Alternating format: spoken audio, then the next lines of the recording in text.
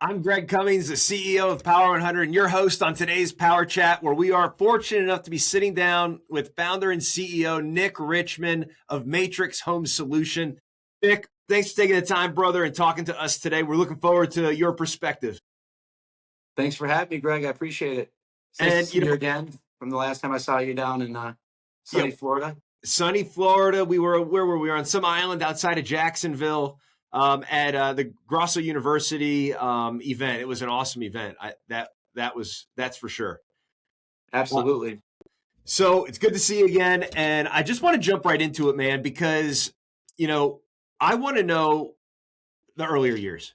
Why did you originally decide to start going in people's basements? Was it something as a kid you just liked, getting down there and seeing what was in there, looking for treasures, or was there something else behind it, brother? What got you involved with that business? Well, I will say I've always loved basements. I'm from Michigan, born and raised in Flint, Michigan. And, that basements are a big deal in Michigan. But back then the basements were, not quite as nice as the basements we're building now. They were, like sheets hanging up over the concrete and some like old remnant carpet down there. But nonetheless, the basement was the place to bang around and hide from your parents and, do things kids do. So those are nostalgic memories for a lot of people. That's for sure. That dusty pool table that you got off the corner and you play ping pong on it with a piece of plywood. I've been there.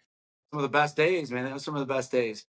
And then fast forwarding, I started in the industry at a young age. I was 20 years old when I started selling replacement windows and siding and sunrooms for a company out of Flint, Michigan. Started at a young age. I was attending Western Michigan University, studying professional sales and marketing. You have Pfizer and Stryker over there in Kalamazoo. My thought process was either go sell pharmaceuticals or go sell medical instruments, like so many people do from that area. And then my brother, Nathan Richmond, who you may know from Mad City, he tapped me and said, "Hey, I'm selling replacement windows for this company. I'm doing very well. You should talk to the sales manager and see if they'd hire you to sell too." And so I started selling replacement windows in college.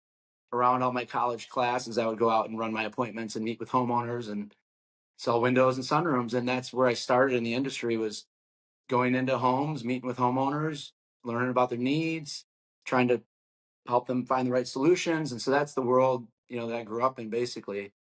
And then, I got it in my mind after college that I wanted to start my own business and develop my own special company. And I thought, wow, there's a lot of replacement window companies out there that are very good at what they do. They're titans in the Chicagoland area, Michigan. Some of the biggest and best replacement window companies are in the Midwest. So I wasn't so sure I wanted to dive into that part of the market. And it dawned on me that no one was making a home in the basement space. There's really no one in the world of, call it, large scale home remodeling, where you run your business like an organization, not like a handyman contractor, because there's a lot of those out there that finish basements. In fact, that's our main competitor, is just the guy next door.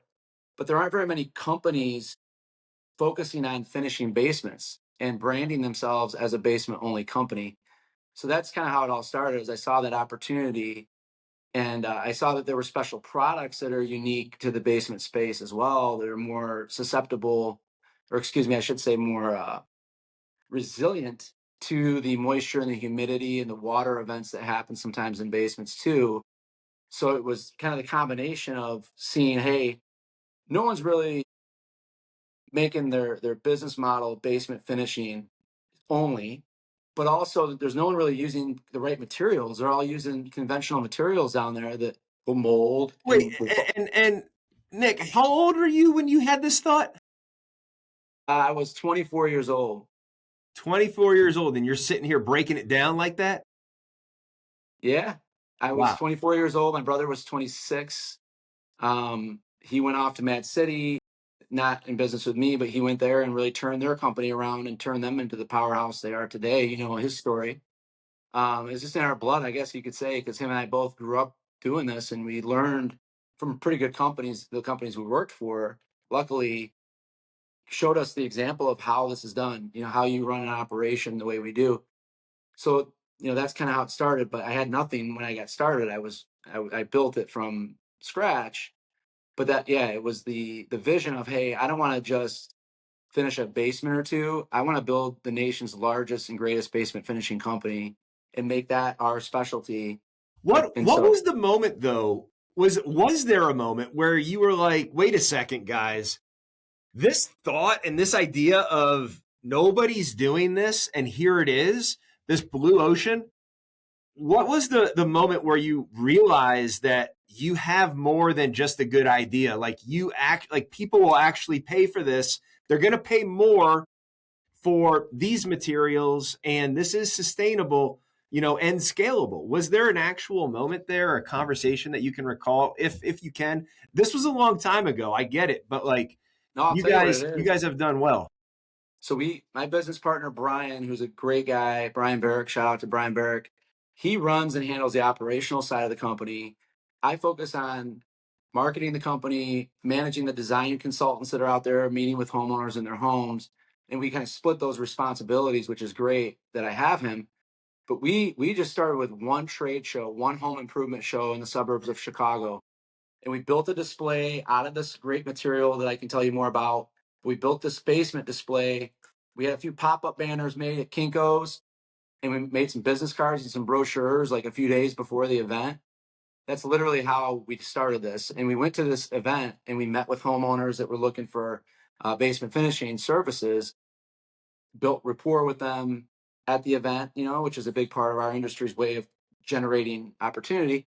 And then we ran those appointments that following week and went into their homes. And that's how it started. And we had 3 or 4 customers in that first week that were nice enough to take a chance on us because we were very upfront about the fact that, hey, we really are just getting started, but we know this great product we have is the best product. And we know we can figure this out and get this built.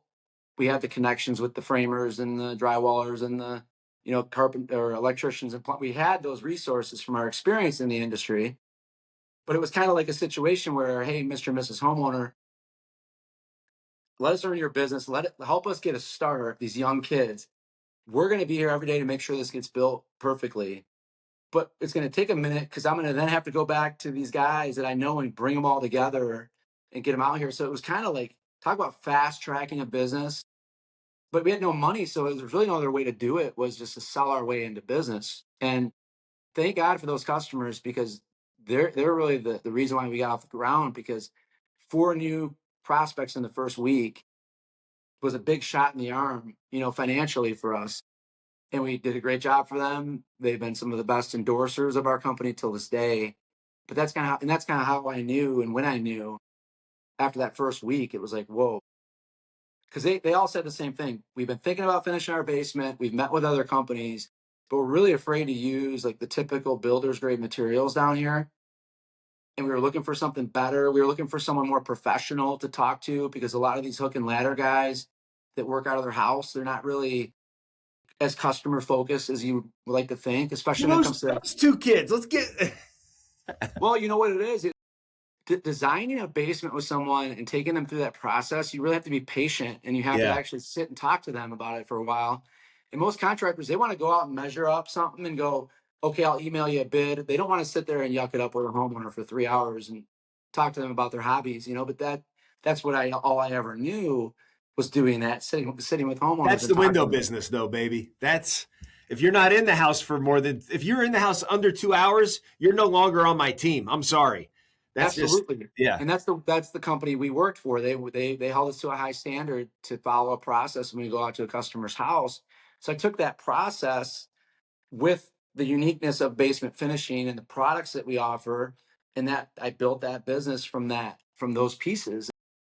Now I think last year we finished over 1,300 basements. I think we've done over 15,000 in the last 17 years.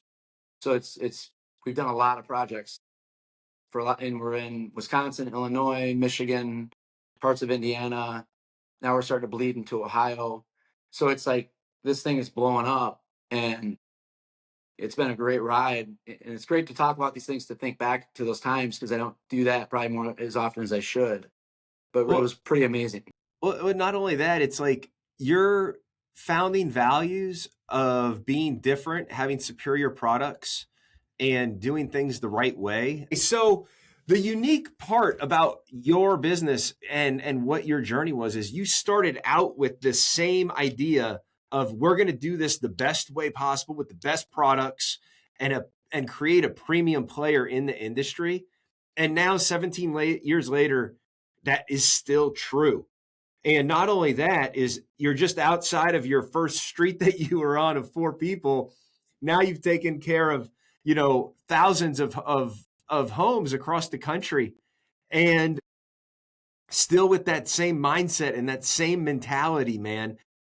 Do you have, first of all, congratulations, because you have turned into the premier basement finishing company across the country. Thank you. If you're lucky enough to have you in your area, that's a blessing, right? If you want an outstanding product that's going to last you your lifetime. But it's not without its bumps along the way, I would assume. What were some of those challenges maybe as you went to scale, that you figured out maybe who you were, or maybe you figured out additional value props that you had against competitors, that you learned along the way? Yeah, I mean, there was a tremendous learning curve, and we're still learning every day. Like Rick Rosso would say, "When you're green, you're growing. When you're ripe, you rot." That's my mentor beat that into my head, and there's truth to that. But we've been in business for 17 years. I would say the first 8 or 9 years were not very profitable. We were barely making anything, and we were barely staying alive during that time, even though we were doing a lot of volume and we were scaling. But probably one of the hardest parts of it was to figure out, how do we accurately price out what it takes to build a design build basement for someone? How do we provide a quick proposal to them for the cost of the work and have our margins intact to where we're profitable as an organization? And there's like 250 line items in a basement project that you have to get understood. So we had to build like thousands of basements to figure out, this is what it costs to build this type of trade ceiling. This is what it costs to install that type of lighting, all the little things that people would ask for. And some contractors would meet with a homeowner, gather all that information, draw up a sketch, and then they would go back and they would bid it all out to subs, and they would get all their numbers together, and then they'd put their margin on it and go back and deliver the proposal to the homeowner. We wanted to give the homeowner the quote on the initial visit. We wanted to make sure by the time we were done with that initial interaction, we're actually able to lay down a proposal in front of them and hopefully earn their business so we can get the project going for them.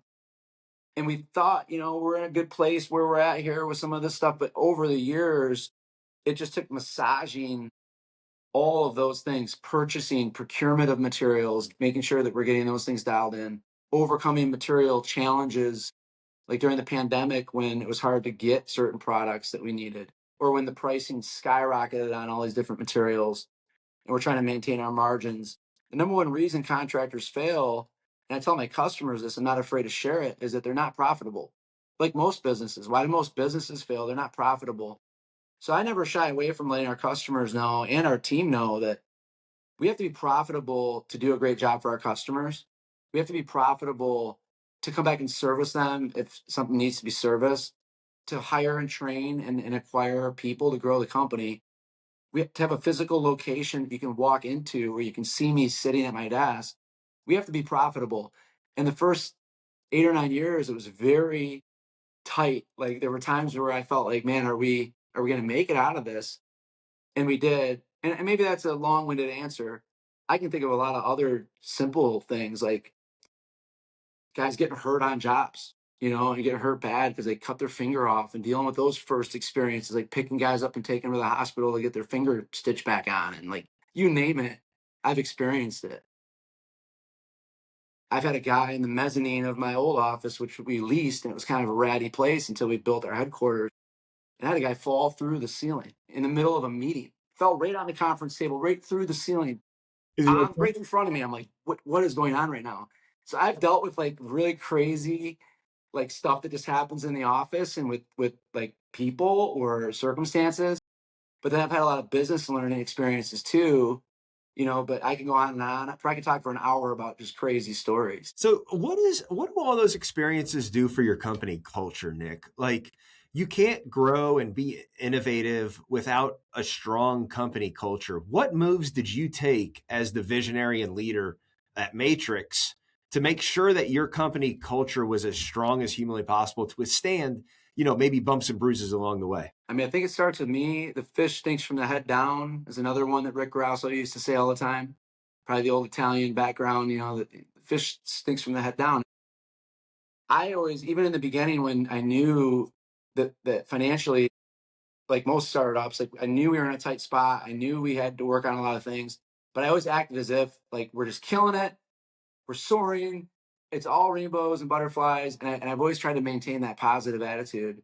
And I think that's the easiest way to keep people going and to get them to feel that same way. So even during like chaos, I would try to be real calm and just positive about things. And same thing with our customers too, because, it's stressful for them to take on these major projects like what we do. I'm sure maybe you can speak to that as a homeowner. Lived through a hurricane. We talked about that earlier. Your house getting hit by a hurricane. Like when you're doing the work we do, where you're rebuilding walls, you're putting in ceilings, you're putting in electrical, it's like we're building little houses inside people's houses. That's stressful. And we're there for sometimes a couple months building these basements. So, like, of course, with homeowners, you get a lot of challenges, things that didn't go right. Guy didn't show up because his car broke down. You took the day off of work to be there. And now you're mad. So like I've dealt with all that. And so I always try to just start with being really positive because usually when you're positive, other people will be positive back. And they start to realize like, okay, we can either dwell on what's going on here and we can like dwell in the challenge, or we can just move on and just figure out how to get past it. So it was more of that attitude. Well, I see that attitude kind of bleeding off. And is that why you think like your friends and family have joined you and supported you on the journey, whether they're partners in the business now or they just were, cheerleaders from the sideline per se? Mm, Like you've had a lot of people join you in this fight. And is absolutely. that the ultimate compliment to have people that know your character, know who you are, know what you're capable of? To kind of support and join you? And do you think that that is a core nucleus of your Mhm. company culture? Yeah, I mean, one of my business partners that runs my Michigan territory is my best friend from childhood. I've known him since we were 11 years old. Ryan, I knew from when I was in college. He was my main business partner that founded the company with me. I knew him for years before we started the business together.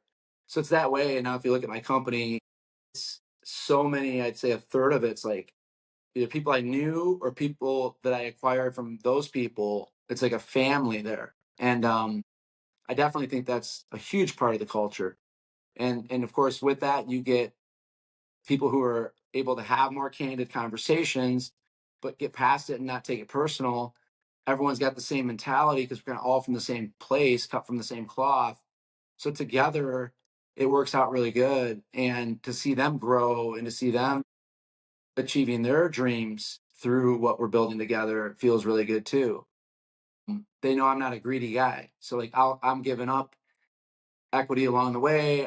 I'm giving them skin. I'm making them partners as we grow some of these key people who've been with us for 10, 15 years, because that's the only way I can keep growing is to keep them engaged in that way and keep them feeling like, hey, I'm a part of this. It's not Man, just, that's awesome, man. I mean, like so many people look at that and say, I can buy another Ferrari or something, right?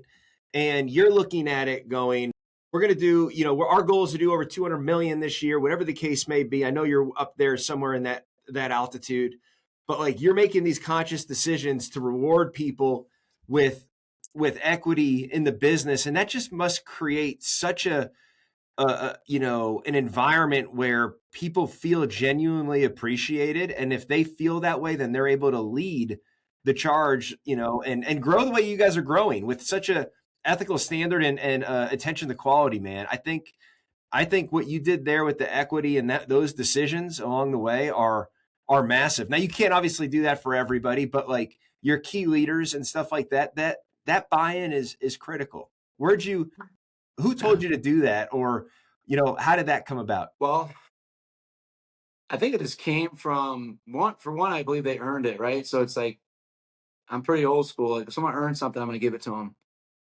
I don't always like when people have to ask me for something, especially if I think they deserve it, because then I feel like, oh, I should have been more proactive, and I should have been the one to say, hey, I want to give you this because you're doing such a great job. That's a different mindset, I think, for the person you're dealing with. You're giving something to. I can't read everyone's mind either, of course, but I learned from just the companies that I've seen grow to this level. My brother, again, Mad City, when he went up there in 2009, they were on the brink of going out of business, and he was able to transform them into a $350 million a year company. They were purchased by Renuity. As you know, they were acquired a few times, and they've rolled up into this massive, $1 billion plus company. Well, in that experience and talking to him and learning about how they do those things at a high level was a part of that for me, was picking my brother's brain and understanding, like, oh, phantom equity, tell me more about what that is. What does that mean? Who gets it? Why do they get it? And I was kind of taking some of those ideas from a small startup, kind of family owned and operated business, to trying to scale up to a true corporation that could be at a $500 million a year level someday. I had to start to learn from them and see, how are you doing this? How are you growing so fast? And so a lot of it came from that. Most of my great ideas came from someone else. I mean, that's how Right. it works. Yeah, the Yeah. best leaders are the best students, hands down. When it comes to making adjustments and changing the trajectory, whether it's a new product, a new style, a new greenfield, whatever it may be, let's also throw in there technology and AI. Mhm. How do you lead your team through maybe some uncharted territories where, guys, we got to try to adopt and evolve AI into the business? And you're going to have pushback. We go, whoa, wait a minute, man. Wait a minute. We've been doing things really good for a long time. Why you got to go and mess with it right now? It's scary. They don't know about it. What level of trust in your team with the culture when you brought AI to the table as a solution? What were those initial conversations like? And why do you think you were able to adopt it the way that you currently are using it right now? Well, to be candid, when AI is still kind of a small part of our business, but it is playing an important role. We use it a lot, mainly in marketing and nurturing our database and following up with customers or potential customers. And that's really been, in my mind, the best place to start, because then it's somewhat quantifiable. There's a lot that AI probably will never be able to do for us, that we frankly just have to do through a ton of human capital to produce the jobs we do, because that's probably why most companies haven't scaled to the level we have with something like basement finishing, because they're not easy one day installs. Um, you know, you're in there for a while doing a big job. But we figured that out. We use Builder Trend as well. Now that's not AI, but Builder Trend was a huge thing to adopt for our, for our team, to go from when we first started. It was literally back in the days of the Manila folders, where like you write down on the front of the folder the client name, address, and everything is in these Manila A folders. lot of guys out there going, those were the days, baby. That was it. There's a lot of guys out there still using them that are not using anything else. So like Hand, it still hands, exists. hands down, man. Hands down. But it's funny because we were all together in Chicago the last couple of days, and we were doing a podcast. The partners were all together. We did a podcast internally for our social media. We were talking about the good old days and reminiscing about the startup phase. There was a point in time where I had like a couple hundred of those manila folders in these metal filing storage things, those things I'm talking Oh, about. yeah. And I had them everywhere. And it was like there was maybe 5 people working in the office, and it would be like, who's got the Johnson folder? Hey, could you bring me the Johnson folder? And like it was all pen and paper. It was crazy. So to then go from like that to, hey, we're going to use Builder Trend, and we're going to do everything through Builder Trend, which has been great for the back end of the business, for customer interaction. But anyhow, AI, going back to that, channel automation, we work with them. I know channel Yeah, automation. yeah, yeah. Fantastic. And what we're doing with them is all of the customers that we've met with, where we've provided them with a proposal and they've yet to make a decision and move forward, we're primarily pointing it at those folks to stay engaged with them and to continue to nurture that relationship, because a lot of these people that we do get together with for these projects, homeowners, it's not always a snap decision for them if it's especially some of these projects we do. So, I mean, we'll do basements for $50,000 that are nice, just basic, like a family room, and then we have some that are like a $500,000. So that's a big investment for the homeowner. We and you know how it is as a homeowner. You meet with someone, you have an idea, and you really think you want to, build an addition, or I don't know what it is, but you meet with someone, they give you all the information, but it's not like you need it, but you want it, and it's a big investment. So you shove it in a drawer, or you put their information somewhere, and then 3 months later you go, hey, you know what? I think I'm going to do this again, and you forget who you met with. You can't find their information. At least for me, I'm kind of like organized chaos. So I know how homeowners are and how they think. So I'm like, well, let's just use AI to keep having those conversations, to stay in front of them, so that hopefully, it's 10 years from now, if they wake up and say, hey, we're going to do our basement, all they can think about is Matrix, hopefully. Well, timing's everything, especially with the basement world. I mean, that's a year, it's kind of like the world I cut my teeth on and you did, the windows. So I did a study on it. The average client thought about doing windows and doors for over 2 years before they made the first call. 2 years. Yeah. So I would say to my sales team, I'm like, guys, you got to understand, this may be the first meeting, but they've been thinking about this for a very, very long time. And if they haven't been thinking about it for a very long time, then it is a very hot, hot, hot topic in their house because you're out there and they made a phone call. So when we are out there, you can't listen to the homeowner, just like in the basement world. You're there because they want this. You need to be the professional that helps them make the decision. In my organization, I redefined the term sales as the ability to make somebody make a decision faster than if you weren't there. And it was the decision that they wanted to make, not the decision that you wanted them to make. And then that equals a happier customer, because I promise you, you don't have any unhappy customers when they go down to their new basement, right? It's a matter of I tell my customers, I say, we get complaints every now and then, but we always do our best to make people happy. But there's one complaint we get all the time that we really can't help them with, and that's, we wish we would have done this sooner. It is definitely maybe one of the last projects someone's going to do in their home is finish their basement, and it's the thing they procrastinate on because it is a big investment, because it is going to take a while and it's going to be disruptive. There's a lot of reasons why people put it off.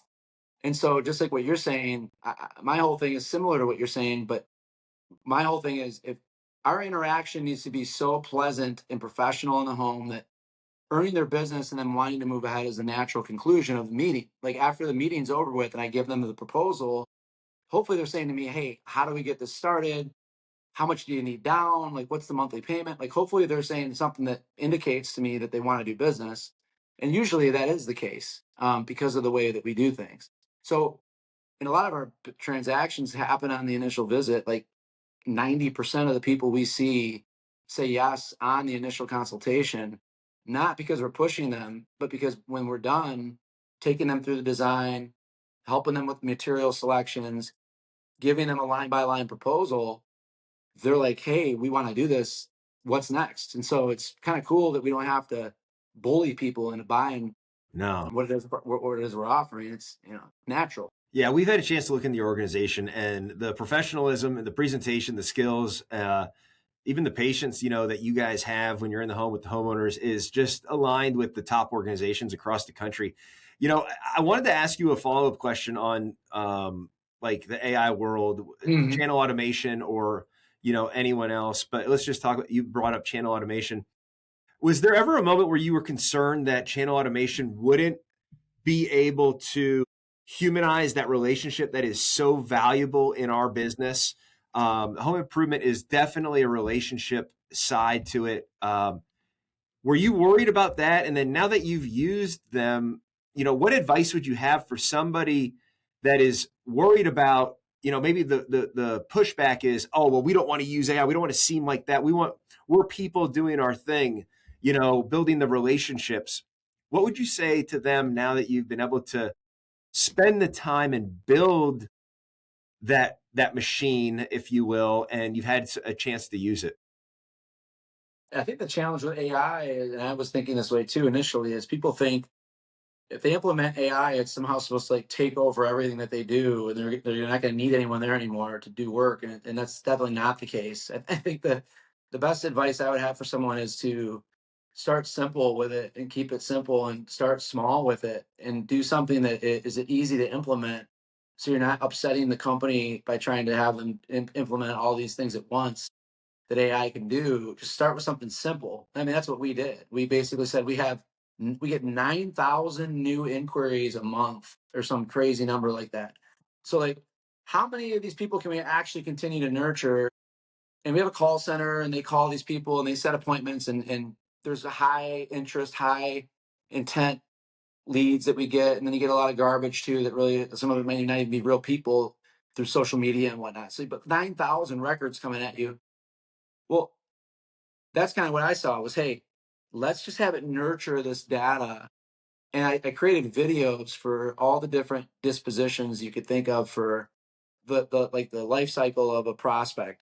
So there was people in our database that had just inquired, and they're dipping their toe in the water. They may want to have us come out to design a basement for them, but they're still not sure. You have people who have upcoming appointments. You have people who already had us out, people who purchased, people who didn't, all these different dispositions. So I created videos for each disposition of me talking and sending a certain message to them based on that disposition. And so I canned a lot of things like that, and they're getting hit with those videos through text, through email. And that's there obviously there's other components to it, but that was the most straightforward way to take their platform and implement it, and using the tools that they have that are already ready to go. Not asking them to do too much modification for me. And then it's obviously testing everything with your CRM and making sure that you're not having issues with integration. And they know lead perfection. They work with them, so that was pretty seamless.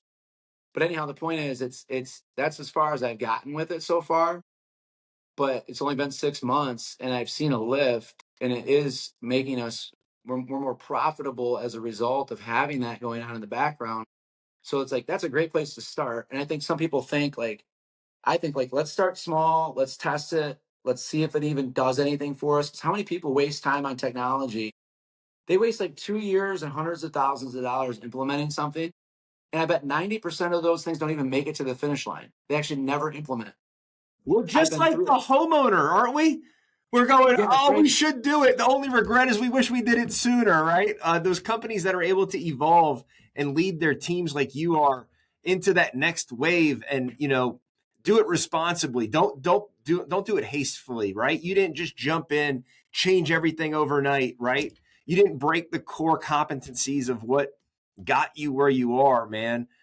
I just want to show people like a little bit of progress at a time. It's like the 1% concept. Like every day I wake up, I'm going to try to do something. Like we don't have to go from zero to hero. We don't have to make everything AI, and no more call center because AI is making all the appointments with everybody, and we do AI voice. Maybe someday. But the reality is, if it's not broken, I'm not going to break it. And if I can just implement little things one at a time that enhance the company, you look back on that over a year of doing that, and all of a sudden, these 10 things you implemented are killing it. And you're up 20%. So that's how we grow, is just by that doing things that way. And then obviously, I changed and grown as a CEO. I mean, I have a team for every department. So I give things to the team and I say, I have this idea, look at it, vet it, like give me your opinion. And I try to give them some autonomy with these things so that they can either say, yeah, we really like this, let's do it, or no, this isn't going to work, and here's why. So I let them kind of be a part of that so it doesn't feel like I'm forcing them to do something that is just more work for them. I love it, man. Let's look into the future. Like, I think the bright. Do you agree that this is the best spot today that Matrix has ever been in? Is today? Yeah, by a long shot, by like a country mile, a So Kentucky mile. yeah, I can. I like it. I like it. Where do you see the next maybe 6, 12, 18 months? What are you most excited about? What should somebody know about Yeah. you if they're trying to maybe get a job with you, or thinking about joining your company, thinking about hiring you? What are you most Mhm. excited about? What should they be mentally prepared for? There's so many things I can say. I mean, we were a basement and bath company. Just a few years ago, we made the decision to go back to basements only, and we went away from the 1 day bath business. And we were doing like $20 million a year in baths, by the way. So most people wouldn't say, man, I'm just going to take a $20 million portion of this company and just can it. But we did. I said, let's just go back to straight basements. It's such an amazing, unique thing that we do. Let's push all those resources into basements. And it's crazy what has happened, because we did, I think it was $72 million in baths and basements in 24, and we did $90 million in basements only in 25. And now we're on pace to do 120 million in just basements in 26. So think about that. And that really wasn't with increasing my overhead or my marketing spend. I just took all that bath infrastructure and pushed it into basement. And exactly what I knew was going to happen happened. It was way more efficient, way more profitable, way cleaner. Everyone's doing the same thing. It's the marketing has gotten tremendously better. So the point is, I think the greatest role in the world, if you're a salesperson or let's say a design consultant, an in-home sales professional, is selling basements for Matrix Basements. If I could just do a job, and like if I ever go into retirement, I'll probably come back and say, I just want to sell basements for Matrix, because there's no better job in the world. And I say this because expansion is definitely not going to be a problem. When we take our marketing model and drop it into a market, and then we take one of our top designers and we put them in that new market, it's like magic. And that's what we're seeing. We're expanding into Madison, Wisconsin. We're all over the state of Wisconsin now for the most part. We're looking at Minneapolis, Minnesota, potentially as another new market in the near future. Studies have shown us that could be um, the most robust market for basements, and we're not in it. Even better than the Chicagoland area as far as targets for the services we provide. So I mean, short term, it's this year. It's all about hitting our goals. It's all about staying the course. It's all about monitoring our goals every day. We have a goal tracker where we actually look at our goals as a team every single morning and where we're at relative to the pace we need to stay at. The point is, we're trending, and that feels really good that we're right on par with what we plan to do. But probably at the end of this next year, I'll look for another new market. I mean, I think Matrix is already the biggest basement finishing company in the country. But, I think to get to a $200 million a year level is very doable. Anyone who comes to this company, you talked about people looking for work.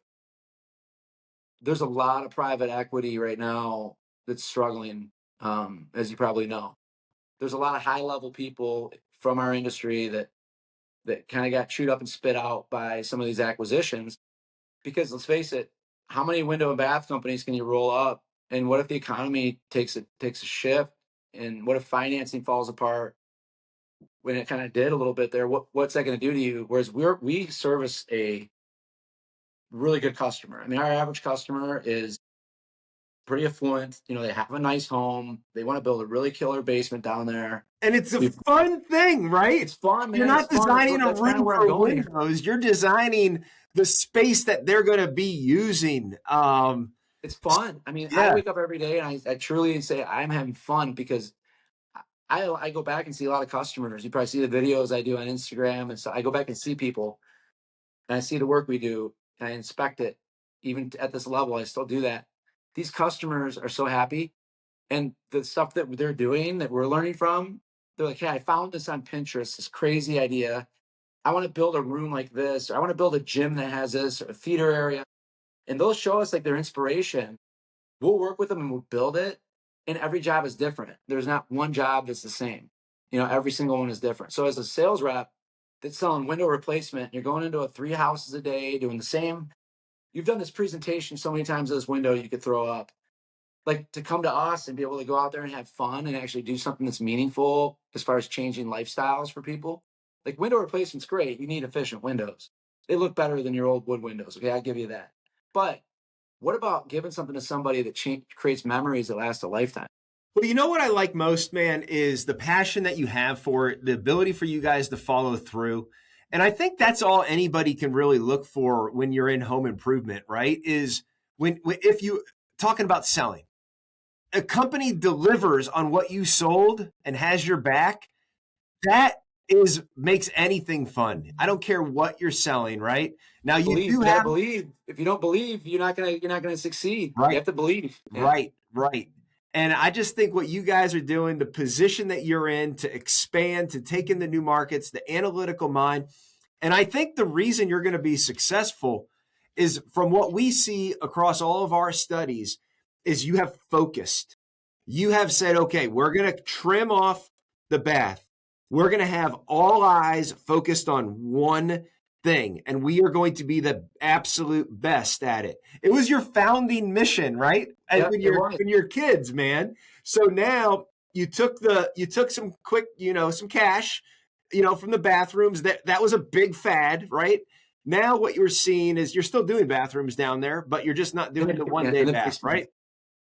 So at the end of the day, going back to your roots has to feel really good. Funneling down what you're doing great has to feel awesome. And then not only that, seeing the profitability, the health that you guys have from a financial perspective is critical in this world. You talk about private equity, mismanagement, all that fun stuff. Mm-hmm. Having a stable company that's able to serve is huge. And then the expansion in the new networks with the extension leadership team that has ownership. I mean, you've set the groundwork, brother, and hats off to you. I want to say congratulations on that front. Yeah, absolutely. It's been fun. It's been fun being with you and seeing you again and getting to know you better. I mean, I've seen you all over social media. I see what you're doing. It's really cool. And you're able to absorb a lot of knowledge from all these great people you're talking to. If you talk to Nathan Richmond, you should talk to him. I should. I haven't had him on. Well, I'll send you his information. My big brother, I wouldn't be sitting here if it wasn't for him. That's cool, man. I just got the chills when you said that, actually. There's nobody more authentic than you, brother. I appreciate you joining us on Power Chat today, and love everything that you're doing, man. Thank you. Hey, God bless. My big brother and God. If it wasn't for those two, I wouldn't be doing what I'm doing. I love it. If you guys liked this content and you want to see more like it, do whatever you have to do to make sure you see content these days. Like, subscribe, so Power 100 gets into your news feed, so you can hear from outstanding leaders like Nick and all the others that we've had on the show. So until next time, I got to do it. Power up.